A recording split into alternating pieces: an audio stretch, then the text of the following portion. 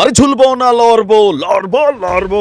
Salute জানাই আমি বাংলাদেশের হাইকোর্টের এমন সিদ্ধান্তকে। আমি মনে করি যে এটা একটা সমুচিত শিক্ষা হবে। আর ধন্যবাদ মাননীয় আদালতকে। ডাবল গেম বা দুই মুখ্যা সাপ আমি জানতাম, আর বারবার এই কারণে কাকুর প্রেমে পড়ি, কারণ কাকু ঝুঁকা কেন সালাই স্টাইলে আছে, রাতের ঘুম হারাম করে দিয়েছে।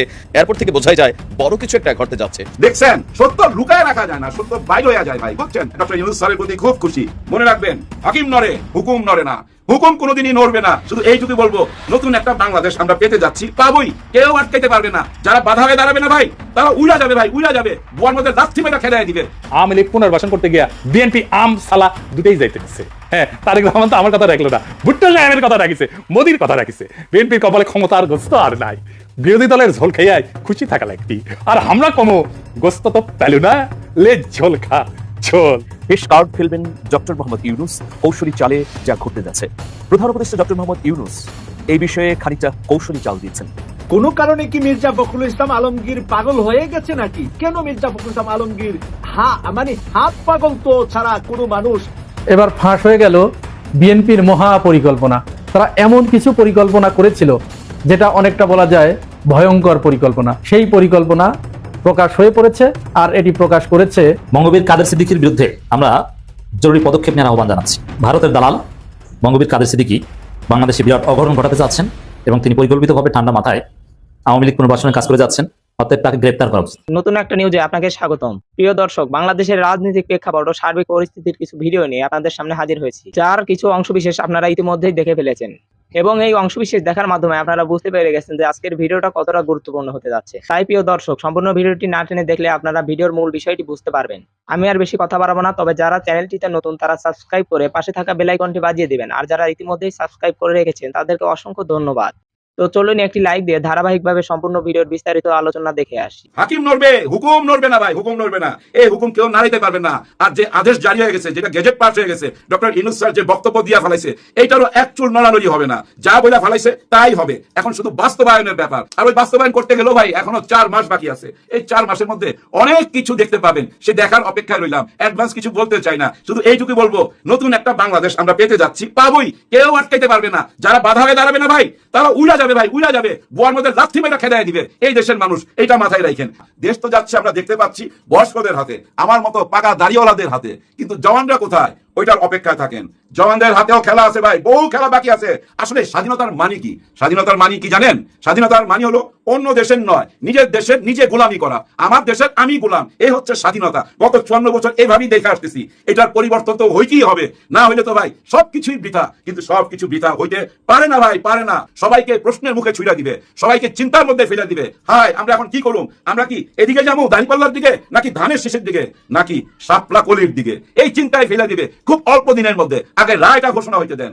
মনে রাখবেন, হাকিম নড়ে হুকুম নড়ে না, হুকুম কোনোদিনই নড়বে না। যে রায় হয়ে যাবে না ভাই, ওই রায় চলতেই থাকবে, আপিল বোর্ডে যাবে, ওই একই ফলাফল আসবে। এটা মাথায় রাখেন। হয়তো অনেক অন্ধ কর্মীরা ওনার এটা বুঝতে পারতেছে না, কিন্তু উনি বুঝতে পারতেছে, উনি বুঝা ফেলাইছে। উনি কবে বুঝছে জানেন?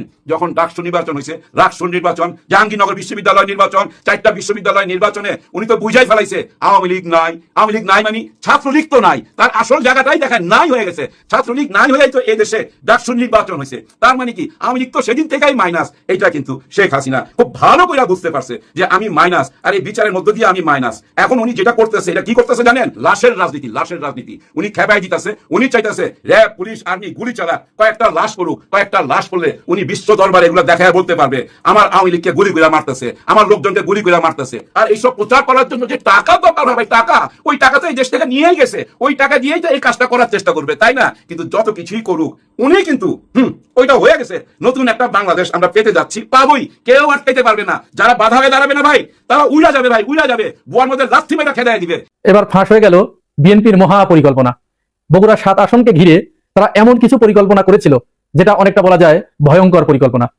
সেই পরিকল্পনা প্রকাশ হয়ে পড়েছে, আর এটি প্রকাশ করেছে আমার দেশ অনলাইন নিউজ পোর্টাল এবং তাদের অনলাইন টিভি চ্যানেলও খবরটি প্রকাশ করেছে, প্রচার করেছে। আপনারা হয়তো ইতিমধ্যে অনেকেই জেনেছেন। সেখানে এমন কিছু সিদ্ধান্ত তারা গ্রহণ করেছে জামাতের ব্যাপারে, যেটা শুনলে আঁতকে ওঠার মতো। এত ভয়ঙ্কর পরিকল্পনা নিতে পারে কেউ? ঘটনা হচ্ছে গাবতলী এবং শাহজাহানপুর, এই দুটি উপজেলা নিয়ে বগুড়া 7 আসন গঠিত। এই আসনে এবার নির্বাচন করবেন দেশনেত্রী বেগম খালেদা জিয়া। তিনি যে 3টি আসনে নির্বাচন করবেন তার ভিতর ওইটা একটা। এরপরে শাহজাহানপুর উপজেলার সভাপতি আজাদুর রহমান, সাধারণ সম্পাদক আইয়ুব আলী এবং সাংগঠনিক সম্পাদক কামরুল হাসান, তিনজনকে নিয়ে একটি হোয়াটসঅ্যাপ গ্রুপ গঠন করা হয়েছে। তাদের সেই কনভারসেশন আমার দেশের হাতে পৌঁছেছে, আমার দেশ সেটা প্রকাশ করেছে। সেখানেই মূলত তারা ভয়ঙ্কর এক পরিকল্পনা করছিল এবং সেটা বাস্তবায়নের জন্য তাদের দলীয় নেতাকর্মীদেরকে তারা নির্দেশনা দিয়েছেন। কি পরিকল্পনা করছিল? পরিকল্পনার প্রথমেই আমরা যেটা শুনতে পাই ওই হোয়াটসঅ্যাপ গ্রুপের যে কল রেকর্ড, ওই কল রেকর্ডে শুনতে পাই, দেখা যাচ্ছে সেখানে শাহজাহানপুর উপজেলা স্বেচ্ছাসেবক দলের যিনি সভাপতি জনাব আজাদুর রহমান, তিনি ওই হোয়াটসঅ্যাপ গ্রুপে একটি নির্দেশনা দিচ্ছেন তার দলীয় নেতাকর্মীদেরকে যে জামাত এখানে বিভিন্ন বাড়িতে বাড়িতে গিয়ে, তাদের মহিলা নেত্রীরা বিভিন্ন বাড়িতে গিয়ে মা বোনদের, আমাদের চাচা চাচিদের, আমাদের ফুপুদের, আত্মীয় স্বজনদের বুঝিয়ে কোনো প্রলোভন দেখিয়ে যেন ভোট না নিতে পারে এই আসনের, এ ব্যাপারে সবাইকে সজাগ থাকতে হবে। কিন্তু ভয়ঙ্কর কথা তারপরে, এর যে ভয়ঙ্কর বিষয় সেটি বেরিয়ে আসছে। এর সাংগঠনিক সম্পাদক যিনি কামরুল হাসানের একটা কল সেখানে পাওয়া গেছে। কামরুল হাসান তখন সভাপতিকে বলছে যে ভাই, আসলে এখানে তো ইউনিয়ন জামাতের যিনি রোকন তার বাড়ি আমাদের গ্রামে, আবার এই ইউনিয়নের যিনি জামাতের আমির তার বাড়িও আমাদের গ্রামে, সুতরাং এখানে তো ভাই ওইটা করা যাবে না, এইভাবে বন্ধ করা যাবে না। আর আমরা তো দেখেছি তারা বিভিন্ন জায়গায় যায়, মহিলারা বিভিন্ন বাড়িতে বাড়িতে যায়, সেখানে কিন্তু তারা আসলে তেমন আজে বাজে কিছু বলে না, বরং তারা সেখানে একটু দোয়া কালমা পড়ে, কোরআন হাদিস পড়ে, কিছু কোরআন হাদিসের কথা বলে, দরুদ শরীফ পড়ে, মিলাদ পাঠ করে, এরপরে হাত তুলে দোয়া করে মহিলাদের নিয়ে। তো এখানে এইটা বললে পরে আমরা কিভাবে এদেরকে নিষেধ করতে পারি বা তাদেরকে আমরা এটা থেকে বিরত রাখতে পারি? এটা তো খারাপ কিছু বলছে না। এর জবাবে ওই ইউনিয়ন স্বেচ্ছাসেবক দলের যিনি সাধারণ সম্পাদক জনাব আইয়ুব আলী, তিনি এবার ভয়ঙ্কর একটি বক্তব্য দেন ওই হোয়াটসঅ্যাপ গ্রুপে, ওই দুজনকে উদ্দেশ্য করে এবং তাদের সমস্ত নেতাকর্মীদেরকে।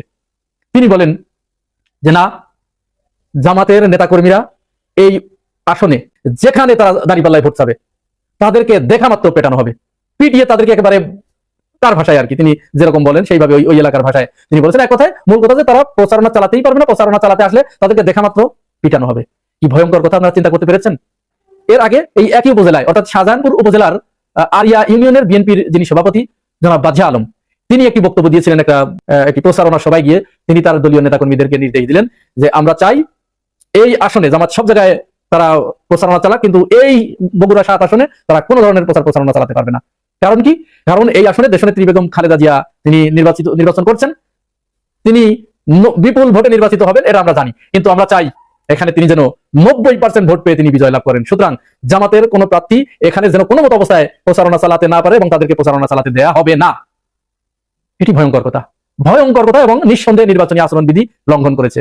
আমরা ইলেকশন কমিশনের কাছে এই ব্যাপারে জামাতকে অনুরোধ করব, একটা আবেদন জামাত ইলেকশন কমিশনে আগেই দিয়ে রাখতে পারে যে তারা সেখানে এই ধরনের বক্তব্য দিচ্ছে। আমি জানি না জামাত ইসলাম এই কাজগুলো করবে কিনা, জামাত ভাবছে হয়তো তাদের জনপ্রিয়তা অনেক বেড়ে গেছে, কিন্তু ভাই ক্ষমতা কিন্তু অন্য দিক দিয়ে চলে যাবে। কোন দিক দিয়ে ক্ষমতা চলে যাবে আপনারা বুঝতেই পারছেন না। আপনারা হয়তো ভাবছেন যে ভোট, এই ভোটের মাধ্যমে হয়তো ক্ষমতা আসবে বা কেউ রাষ্ট্র পরিচালনার দায়িত্ব পাবে।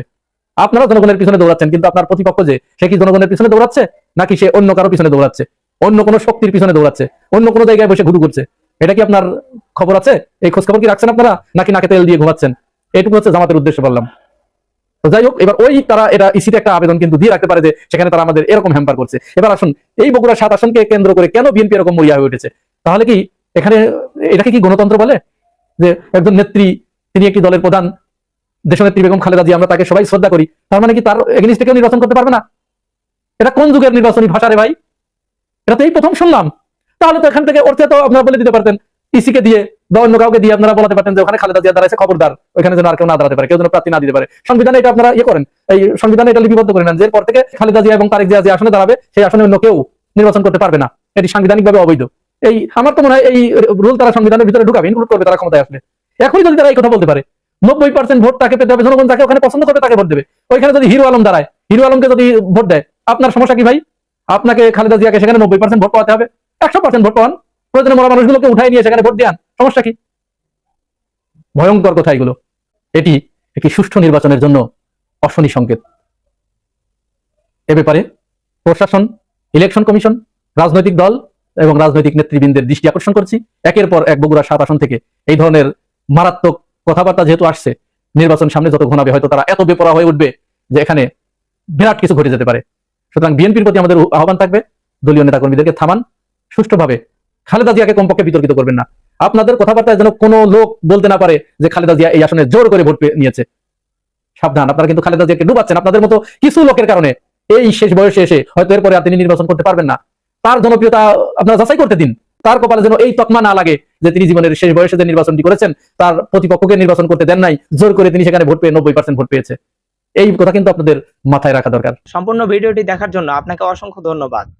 ভিডিওটি দেখার মাধ্যমে আপনি কি উপলব্ধি করতে পারলেন তা কমেন্টের মাধ্যমে জানান। আজকের মতো এ পর্যন্তই। ভালো থাকবেন, সুস্থ থাকবেন। আল্লাহ হাফেজ।